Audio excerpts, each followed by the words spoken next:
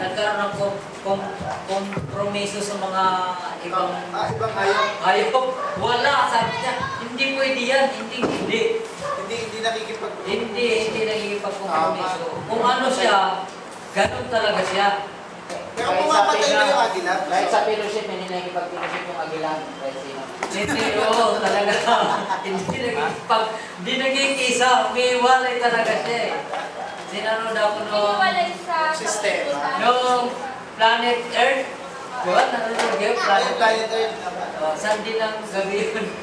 Christian. So, Local channel. kakailan talaga siya na hayop. Hindi siya nakakihalo. Umano man siya, may pulpo siya. Kumukuha siya ng makakain niya. Diba? So, yan. Ganun daw ang Kristiyano. Sabi dito, hindi siya nagkikipag-kompromiso. Walang pagkikipag-kompromiso sa kanya. Ganon din ang isang tunay na Kristiyano. Hindi siya, ito, lamya. Minsan tayo malamya eh. Pag di nasunod ang anak eh, wala na. Lamya na. Pag utang mo na. Naiipon. Hanggang na napundi na tayo, nag-release na tayo ng galit, diba? So, sabi niya, hindi dapat lamya-lamya. Maghahanap siya hanggang makita niya yun. Amen. Siya nga po. Hahanapin niya ang kanyang pagkain. Gusto niya ang sariwang mana. Ayun pala. Totoo naman, kapag Kristiyano ka, hinahanap mo yung sariwang pagkain espiritual. Meron din lamya-lamya eh. Di ba? Ang ibig sabihin lamya-lamya, ang dapat na maghanap ka ng pagkain, ibig sabihin na titigilan, napaparalisa. Kung ka sa, gusto mong magkuha ng kamuti, punta ka doon sa gitna ng kamutihan para maghukay ka ng pagkain. So, yun po yung tipo ng agila na hindi siya naglalambya-lambya. Para makakain siya, pero sa pagkain na ipon niya. Ang Kristiyano, sabi ni Barbara, siya talaga ay patuloy na lumilipad at naghahanap ng pagkain kahit napakataas. Sabi niya, sa pagiging paglipad niya, siya ng pataas. Kung wala naman, sa lambat na ito, pailan lang pa siya ng kaunti habang pataas. Nang pataas, ang iyon, nararating lalong mas marami kang nakikita. Ibig sabihin, ang Kristiyano na hindi naglalamya-lamya, lalo pa siya pataas ng pataas, at marami lalo siyang nakikita ng pagkain. Sabi ni Babanang, kung nga naman kapag giriyan ka, bukas ang kaisipan mo sa mga bagay na espiritual, lalo kang tataas sa espiritual. Marami kang malalaman espiritual na bagay at tataas ka ng tataas. So, ibig sabihin, ganun ang agila. Ang Kristiyano ay ganun din. Kaya sa atin, wala tayong tinatanging tao. Huli natin pakinggan sa espiritual na bagay. Yun ang ibig sabihin ng Berean. Yun ang ibig sabihin ng agila. Tayo ay mga isang katutubong agila. Ang katutubong agila, sabi ni Babana, hindi yan nagbabago. Nananatili siya agila. Ngayon tayo anak ng Diyos, sabi niya, mananatili tayo hanggang sa pagbalik ng Panginoon. Kasi siya yung ating pattern. Nanatili siya sa Diyos. Ang mga Kristiyanong tulad sa agila, na pumapailang lang sa kapahayagan ng Diyos, Revelation, dagdag ko na yun dahil ang agila pagkain, ang hanap niya pagkain. Pag lumipad siya ng mataas, ang hanap niya pagkain. Tayo naman, kapag tumataas tayo spiritual, lagi tayong kumakain ng mga sariwang pagkain, yung manang binibigay ng Diyos, yung kapahayagan. Saan natin makukuha? Doon sa mga extra. Sa lahat ng religion, doon tayo makakuha ng mga pagkain. So, yun lang. Sinabi dyan. Ha? Sinabi dyan sa... Wala. Extra ko na lang yun. Ibig sabihin, extra. Sabihin, dagdag. So, mayroon akong testimony. Sa Carolina, yung sitting sa July, ministerial, ay ang topic ay gadget. Topic ay gadget, sila Brother Sirnan ang mag-represent.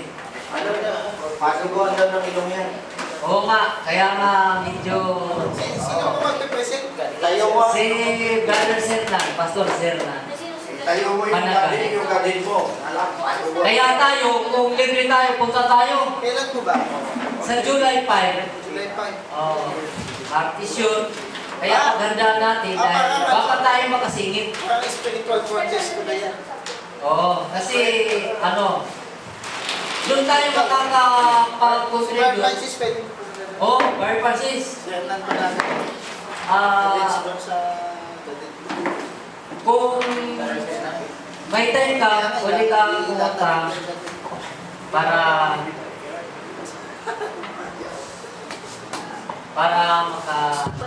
Iniimbita ka naman ng mga lady. Okay. So, yun lang yung aking testimony. At maganda naman na kasi parang na sila beriyan eh. Pagka bumababa na yung kanilang mga Medyo lang yan basta. video lang dito. Pero Pero kaya nga sinabi ko, kung ang lahat ng hintay, puro bini, puro bigas, Yes. ang talukap sino? Sino? Inasa time din. Nandun sa palapit, di Oo. ba? Kaya nakadikit. Nakadikit. Ayun tayo. Kaya sabi ko kung tunay kayong pinhi, magpapasalamat pa kayo sa talukap kasi sila nagpuprotekta para maging bride ka. Oo. Sila yung naging... Kaso, sabi ko, kung talukap kayo ay nangiinis. Kayo yung magbubuntis. Kayo yung mamuhusik. sabi ng Pastor Manny, ay, hindi pwede yan. Na ang nangiinis ay ang pinhi. Ang talukap ang nangiinis. Oo. Kaya kung sino man nangiinis o kaya nagbubuntis, sila yung talukap. Dapat, sabi ko, kung ikaw ay tunay na bride, tunay na binhi, Hindi ka mga magpapasalamat ka doon dahil yun ang magpuputik ka sa'yo para mag-preserve ka. Oo. Oo. Ang ibig ko sabihin, ang pag-ibig na nasa iyo, galing sa Diyos, yun ang mag-represent lalo sa iyo sa mga trials. Diba? Yun ang inihamon ko sa kanila. Sino daw ang bini? Ha? Sino daw yung bini? Ay, pinapaharap ko ka sa kanila kung sino ang bini sa time eh. Sino daw? Ay, wala eh. Wala daw bini? Wala makapagsabi kung sino Walang eh. makapagsabi. Ay, dapat... Kaya ang illustration Meron nila, sariling grupo. kaya ang illustration na lang nila yung, Talukap. Pero Hindi. sino yung talukap? ay kaya nga pinapahanap ko kung sino eh. Kasi puro bini. Kaya may presentation sila, yung malaking yung malaking elipante. Malaking elipante.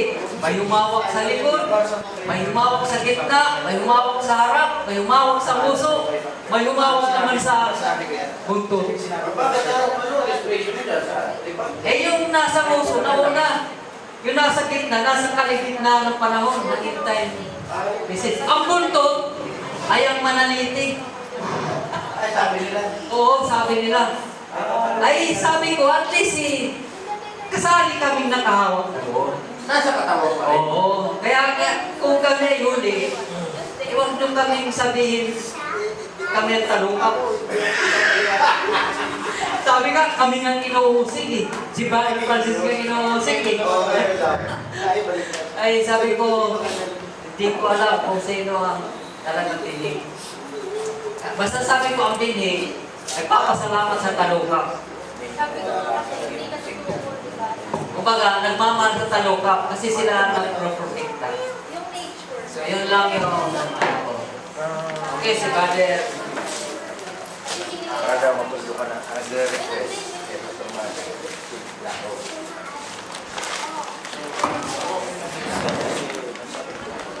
Dari magandang gabi po. Buti na lang yun. Happy Father's Day po. Tutuloy ko lang yung isimulan po ni Bago, Sister. bago. Po.